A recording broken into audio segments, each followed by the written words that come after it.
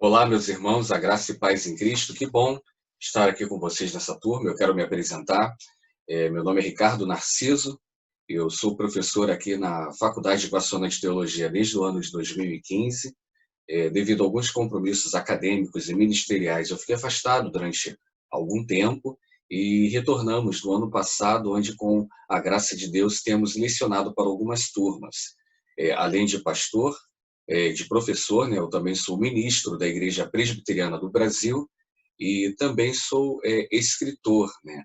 Então, assim, é um prazer muito grande estar com vocês. Espero que nesse momento, é claro, mesmo longe do nosso ideal, que é estar em sala de aula, mas que seja um momento, né, de aprendizado e que seja um momento proveitoso para vocês. No nosso encontro, né, nesse mês, nós vamos falar sobre teologia contemporânea, ou talvez o melhor termo seria teologias contemporâneas. E nessa primeira parte, né, dessa aula, eu gostaria de falar com vocês sobre algumas teologias pré-contemporâneas, mas é claro que eu preciso antes falar sobre algumas influências, né, dessas teologias. Bem, a atual teologia contemporânea, ela recebeu a influência de inúmeras manifestações teológicas e filosóficas do passado.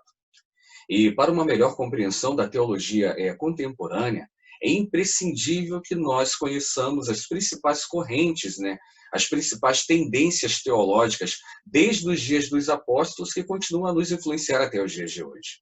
Então nós temos a teologia bíblica, né, que todos nós conhecemos. Eu também sou professor nessa área. Temos do Antigo e do Novo Testamento. A teologia bíblica, ela procura fazer o quê? Conhecer a Deus, os seus atributos, a sua vontade, através de uma reflexão a respeito dos temas presentes, né? Tanto no Antigo Testamento como no Novo Testamento, da qual nós, quando olhamos para a palavra de Deus, consideramos ela como infalível, como regra de fé e prática para nós. Temos a teologia católica, que, por sua vez, ela corresponde às teologias moral, né, que orienta o comportamento humano em relação aos princípios religiosos. Temos a dogmática, que estuda os elementos da fé, ou seja, as doutrinas. Temos a teologia bíblica, que estuda, volto a dizer, o caráter de Deus, os seus atributos, a sua vontade a nosso respeito, com base naquilo que a palavra de Deus diz. E temos um estudo importantíssimo dentro da teologia católica romana, que é a patrística, que estuda a religião de acordo com a interpretação dos pais da igreja e também da tradição e do magistério.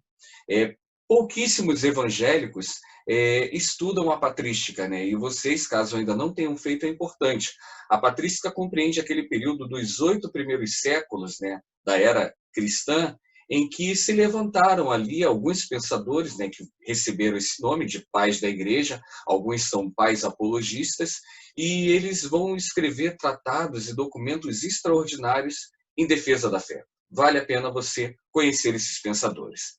Temos a teologia protestante, né, que enfatiza um retorno à origem, a uma reinterpretação das Sagradas Escrituras, tendo Cristo como uma única perspectiva, né? Eu sou fruto da teologia protestante, né? Todos nós. Mas a minha igreja é uma igreja que ela tem a sua raiz, ela tem a sua origem no século XVI.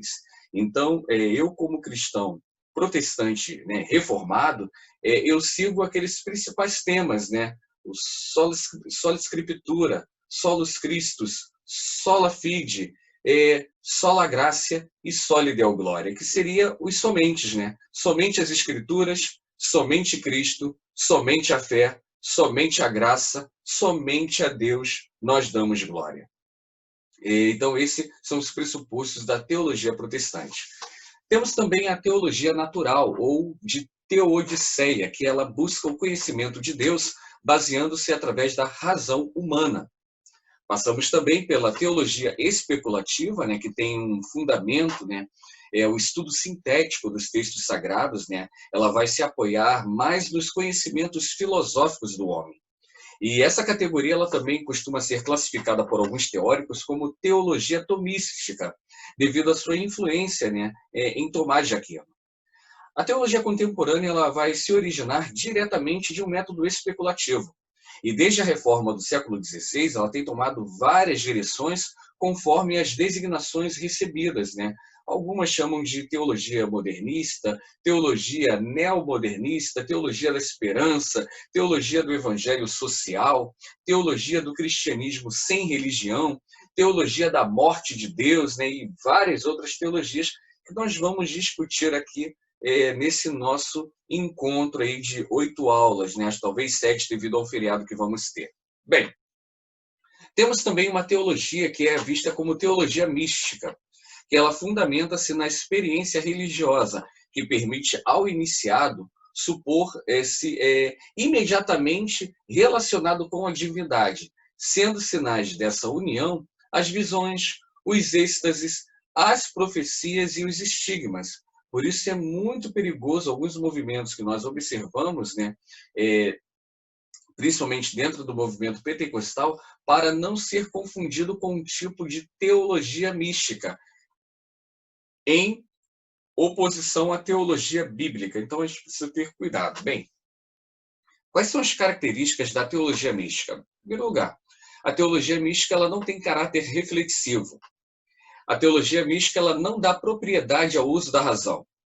A teologia mística ela somente dá evidência às experiências. E ela dá maior importância aos sentimentos, às emoções, quanto ao uso do intelecto. Isso tem sentido para você? Você está lembrando de alguma coisa? Eu também me lembro de algumas coisas quando eu olho para a teologia mística. Então, essa teologia mística, né, a mística e a tomística, a gente percebe uma grande influência, né, grega, né? A filosofia grega ela ameaçou toda a estrutura do cristianismo nos dias de Cristo. Ela tentou helenizar, né, as doutrinas apostólicas, ou seja, ela tentou contextualizar os ensinamentos de Cristo à luz da cultura grega. Então as doutrinas começaram a ser examinadas à luz da razão e da lógica. A influência da teologia filosófica de Tomás de Aquino trouxe grande impacto no século XII. E aí começou a ressurgir uma teologia especulativa, só que com outras vestes. Esse famoso doutor do catolicismo, né, Tomás de Aquino, ele procurou explicar de forma racional os dogmas cristãos e acabou invertendo o princípio bíblico de que pela fé entendemos, ao afirmar que o conhecimento conduz à fé. E Tomás de Aquino, ele não é apenas o pai da teologia tomística, mas também da filosofia tomística. E é importante falar sobre isso porque dentro dos círculos evangélicos, né, nós estamos com alguns círculos, né, beirando aí a essa teologia, né, que está mais ali para algo especulativo ou místico, mas também temos em alguns ramos, em alguns expoentes do protestantismo, uma teologia que tem sido influenciada pela filosofia de Tomás de Aquino. É claro que isso vai ser mais categórico, mais claro, quando nós olhamos a teologia produzida pela Igreja Católica Romana. Ela se inclina mais, né, com a filosofia tomista do que nós. A nossa teologia protestante evangélica, ela tem raízes, né, num outro grande expoente, né, mas esse se chama Agostinho. E como foi a influência, né, no período da Reforma e Contra-Reforma? Você já deve ter estudado a história da Igreja e você conhece um pouco sobre, se não conhece, você deve estudar sobre isso, sobre a Reforma no século XVI. E nesse período, né, com o advento da Reforma do século XVI, a tradição católica ela foi desafiada pelos reformadores.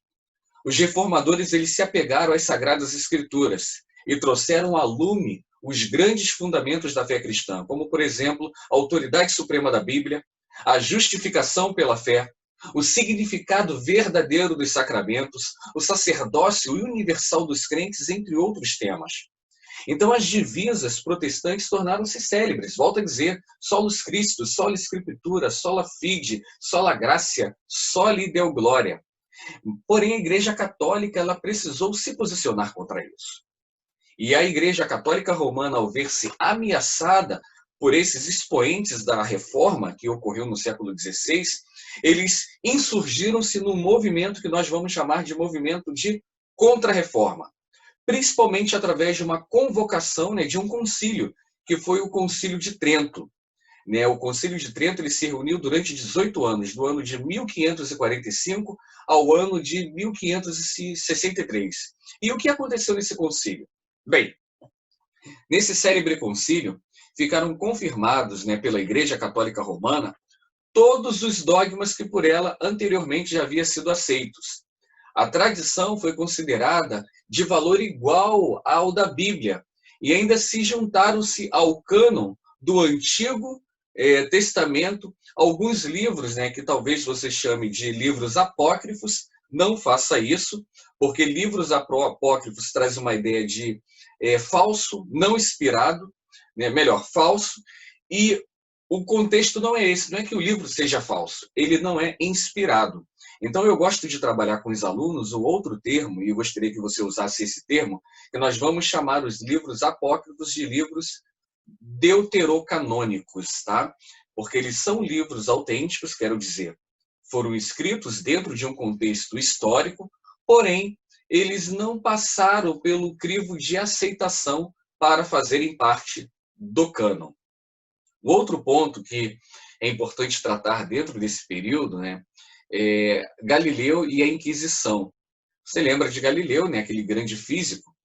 E ele já com 70 anos de idade, né, ele foi acusado de perjúria e heresia pelos clericalistas, né? E ele foi convocado, né, a comparecer perante o tribunal da Inquisição Romana, lá em Roma. E na manhã do dia 22 de junho de 1633, ajoelhado, né, diante dos seus inimigos, Galileu, para salvar a sua vida, ele abjurou seus erros e heresias e renegou todas as suas sensacionais descobertas. Inclusive, né, ele chegou a dizer que a Terra era redonda, num contexto em que se entendia que era um plano, né, e que após acabar essa grande extensão de terra, caía-se num grande abismo. Nesse período houve o decreto do Papa Urbano VIII, né, diante dessas novas descobertas científicas de Galileu. Então, nos dias de Galileu, meus irmãos, quando mais se degladiavam teólogos que pretendiam ser cientistas, né, e cientistas que queriam ser teólogos, o Papa Urbano VIII, pontífice que reinou ali entre 1632 a 1644, ele assinou um infalível decreto. Ele disse o seguinte: em nome e pela autoridade de Jesus Cristo, cuja plenitude reside o seu vigário, ele, né, o Papa, declaramos que a afirmação de que a Terra não é o centro do mundo e de que ela se desloca com um movimento diurno é coisa absurda, filosoficamente falsa e errônea quanto à fé. E aí nós constatamos uma clara incapacidade teológica católica de acompanhar e explicar os inúmeros avanços científicos que estão acontecendo nesse período. E aí, né, surgiu, por esse motivo, essa grande heresia da qual eles acreditavam que Galileu ensinava, né, nos seus dias. Então, a Bíblia, né, nesse período, ela foi vítima de todos os confrontos entre a Igreja e as novas ideias. A oposição, né, medievalista da Igreja Católica Romana nos primeiros séculos da Idade Moderna, em relação ao desenvolvimento da cultura, trouxe males sem conta a ela mesma, né, a própria Igreja. Porque, à medida em que a ciência começou a provar os absurdos condenados pela religião, ela começou a ser contestada por eminentes escritores secularistas e irreverentes, a cujos olhos o romanismo não passava de um mal social e de um entrave ao progresso dos povos. E aí, dentro desse contexto, a igreja começou a se enfraquecer. A teologia, que era a rainha das ciências, começou a dar guarida, abrigo para outras ciências. E aí, de uma forma muito nociva, o liberalismo começou a atuar dentro da teologia nesse período. Certamente você já ouviu, né? Eu já vou encerrar nesse tópico, você já ouviu falar sobre liberalismo teológico, né? E o que é liberalismo teológico, né? Eu posso dizer o seguinte: o que o liberalismo teológico não é. Em primeiro lugar, o liberalismo teológico ele não é uma religião ou uma organização ideológica, possuidora de templos, funcionários ou sociedades. O que o liberalismo é? O liberalismo é simplesmente uma tendência de ajustar o cristianismo aos conceitos da alta crítica da Bíblia, da ciência e das filosofias modernas. E essa tendência, né, maléfica, ela continua se apresentando até os dias de hoje sob diversos outros títulos, como modernismo, como racionalismo, como nova teologia. E isso tem uma implicação muito grave, né, muito grande para nós.